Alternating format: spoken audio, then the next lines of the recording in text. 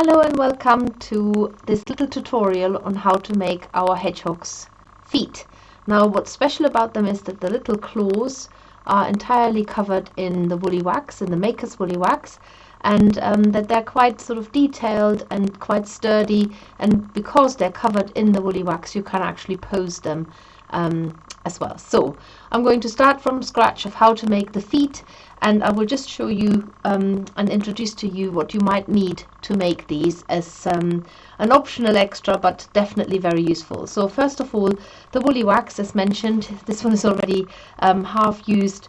We do sell them in different sizes, not so much sizes, but in different firmness. So this one is the firm woolly wax, and it usually looks like a star shape, but I have used some of it already, so normally it looks like a full star like this. We do sell them in different colors, in brown, black, natural, and also in pink. Now the woolly wax that's soft is in a donut shape with a little hole inside, and the firm one comes in a star shape, except there are some bits missing already, which are on the hedgehog. You will for this also need a little burner. Now I just used like an oil burner, and I've used an empty inside of a tea light, so there's a little remains in there already, and then just a little candle on the inside, and that should help with the burning down of or the softening and making it completely liquid of the woolly wax. The woolly wax, as mentioned, is made in-house by the Makerss, our own design.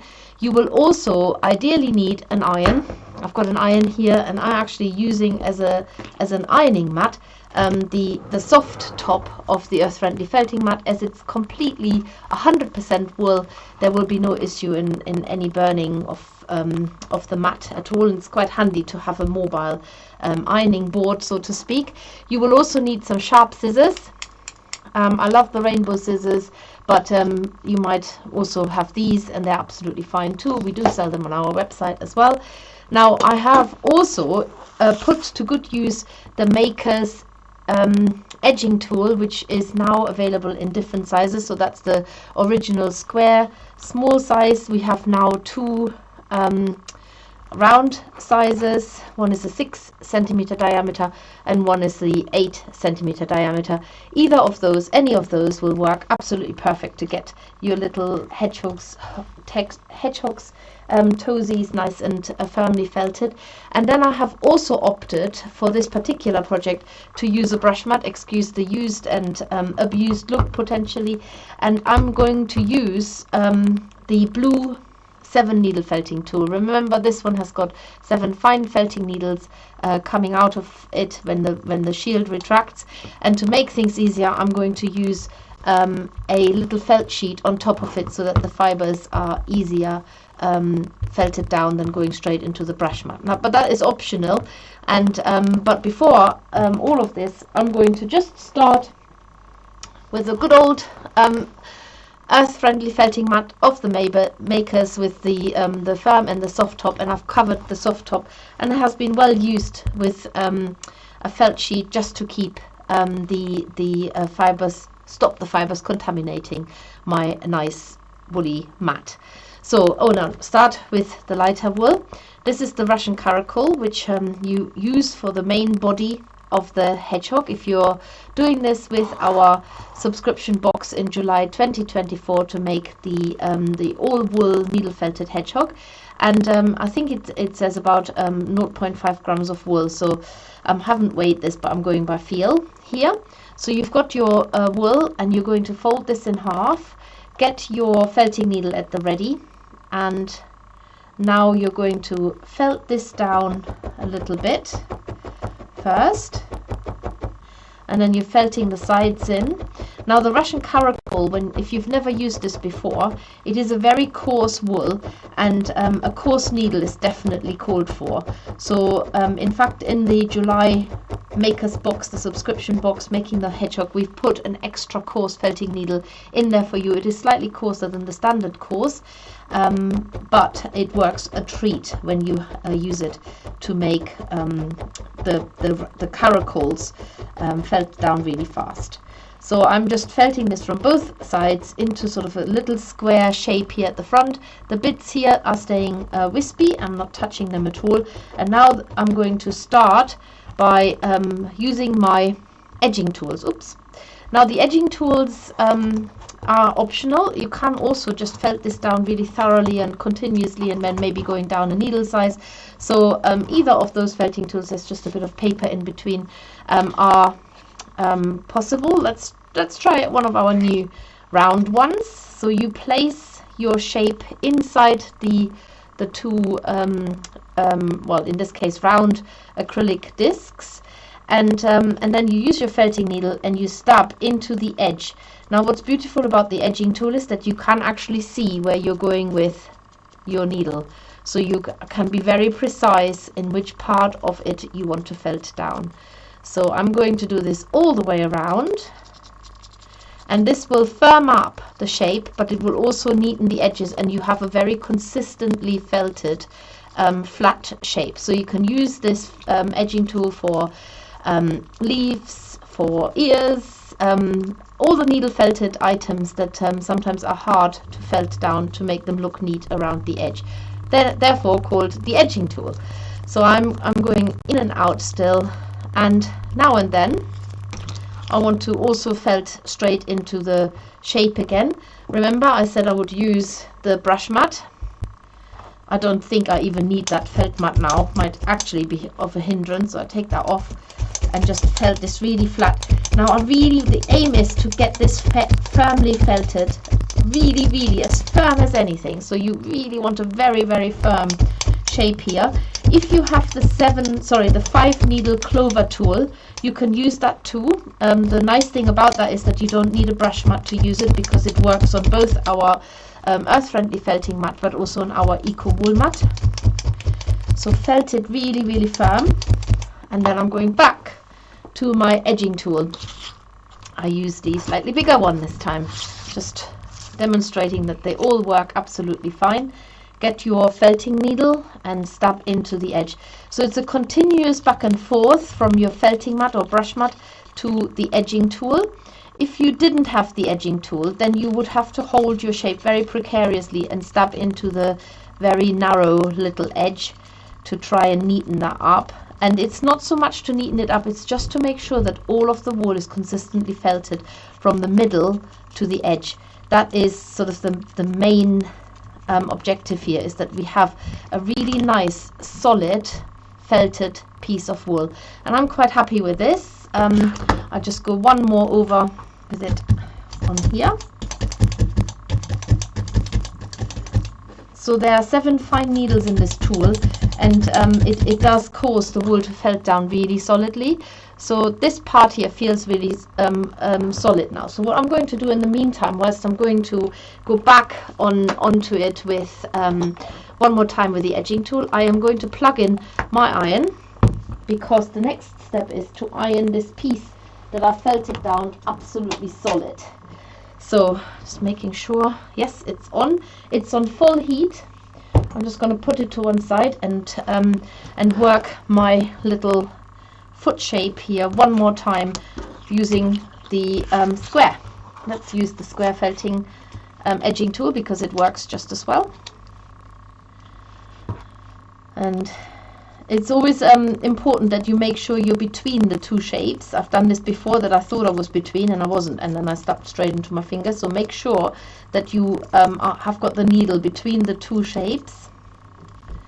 So I'm always sort of making sure I insert the needle so where I can see it, that it's in there, rather than I think it's in there and then it isn't, because obviously they're see-through, so you can't always tell that the needle is in between before you start stabbing. So make sure you have the needle nicely wedged between the two shapes, and you're holding the shape inside the wool shape really tight by squeezing these two see-through plates together. So whether you have the larger round ones or the smaller square ones, it's really just about the size of what you're felting, but this is quite small, so the small square ones will be sufficient.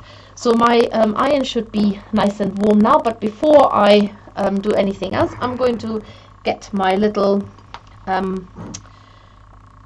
bit of beeswax woolly wax. There is beeswax in there, but it's a woolly wax that we call warmed up. So to break a piece off, what I do is I use some old scissors. You can also use a knife, and I'm just going to cut a bit off, make sure that everything goes inside that little pot. By the way, when it gets firm again, you can actually take the woolly wax, scrape it out and put it to one side. It can be reused even if it's been made hot before. And now I'm going to go back to my iron, let this warm up in the meantime, and I want to iron that little bit of foot very thoroughly. Now when you're doing this for 4 feet, what I suggest is get all of the feet into that same stage so that you have 4 of these, so you don't have to switch the iron off and on, but you also have a consistency. And because it's wool on wool, it is really hard to burn wool, so you can actually keep your iron on there for quite some time, even if it's very hot, and just iron it flat, and that takes care of the last bit of wispy ends. But also look how much this piece has now shrunk. It's become even slimmer and firmer, and that's exactly what we want it to look like. Right, that's enough ironing. That's probably all of the ironing I do all year, and I'll pop that out of the way again. So before we get to the oil, the candle is definitely on. I can feel this warming up. It takes a couple of minutes. I'm going to go back to the little foot shape and what is going to happen next. So now you're going to cut little toes into it, and they need to be cut about 1 centimeter deep. Now to make 5 toes, which is what you need, even though the hedgehog has only got 1, 2, 3, 4, and then it's got like a thumb here at the end, and the thumb, we'll show you how we're going to do that as well. So for now you cut into this piece 4 times, because cutting into it 4 times means that you are making 5 toes. So 1, 2, 3, 4. I've cut into this 4 times, so I've got 4 individual little toes here now, and now I'm going to cut one of them off. So I go all the way to where the wool is not felted, and I allow that toe to come off. So I've got 1 separate one and 4 individual ones here. And now I'm going to just make them a little bit pointy. So because remember, these will become the claws, so I'm just cutting the edges of the very end, like the corners. I'm cutting them round just a little bit. You don't need to cut very much at all, just to make them a little bit more like sharp, like that. So now I have got 1, 2, 3, 4 very firm shapes here, and I'll do the same with what I'm going to call the thumb. So that's basically now the 4 toes and my thumb ready for the next stage.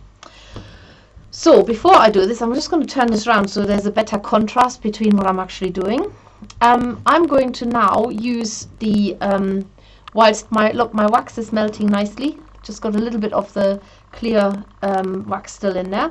I'm going to use a little bit of this brown wool, and I'm going to wrap it around the foot part to build the leg shape. Now this doesn't need to be very much. This is just so that we have a bit of idea of dimensions and proportions. I use my felting needle and felt this down.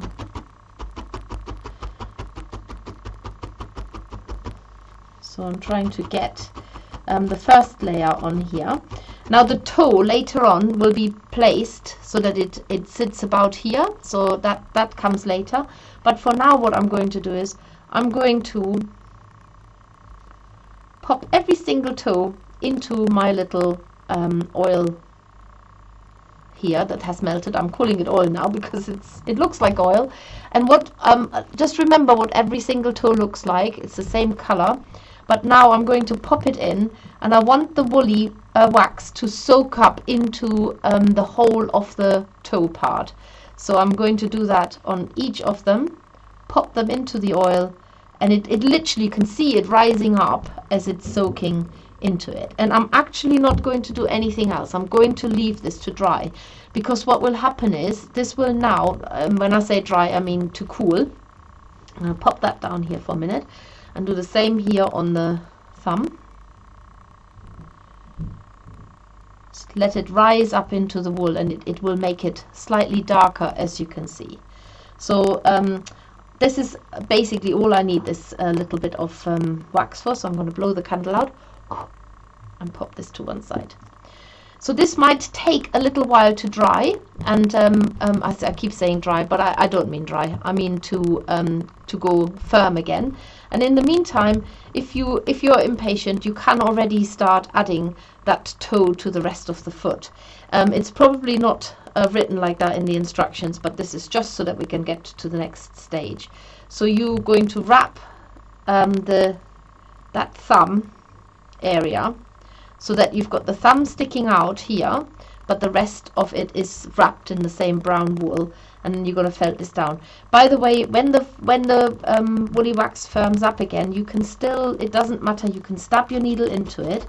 It doesn't break your needle or become brittle or anything like this. It's very malleable. Is that a word? Soft and pliable, and obviously stab into all of it, all the way around. Excuse me, just need to switch that off. Somebody's ringing me now. Oh my goodness, honestly, you couldn't make it up when you try and create these videos. Right, so I've got a very persistent collar. I have got this little thumb now attached.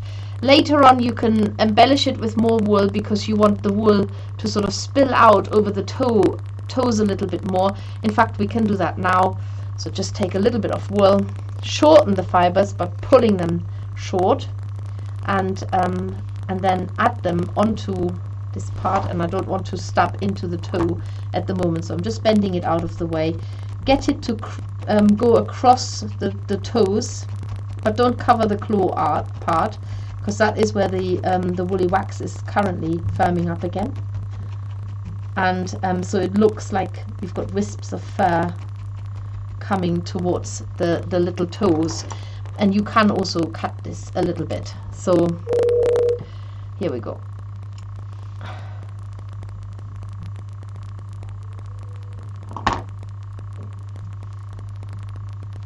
And then felt it around the sides as well. So you can see that the foot looks a little bit more foot-like now. You will also need to wrap a little bit of wool around the thumb itself, as I call it. I call it the thumb because it's sort of in a different place right now. And get that covered a little bit better, and then felt it down. So the idea is that the thumb will stick out to the back. I'll just show you here again. So it comes actually to the back, and once the claws are hardened, you can then shape the claw to your liking, even when it's on there and hardened, and it will also become that lighter color again. So I'm just felting that down a little bit more. There we go.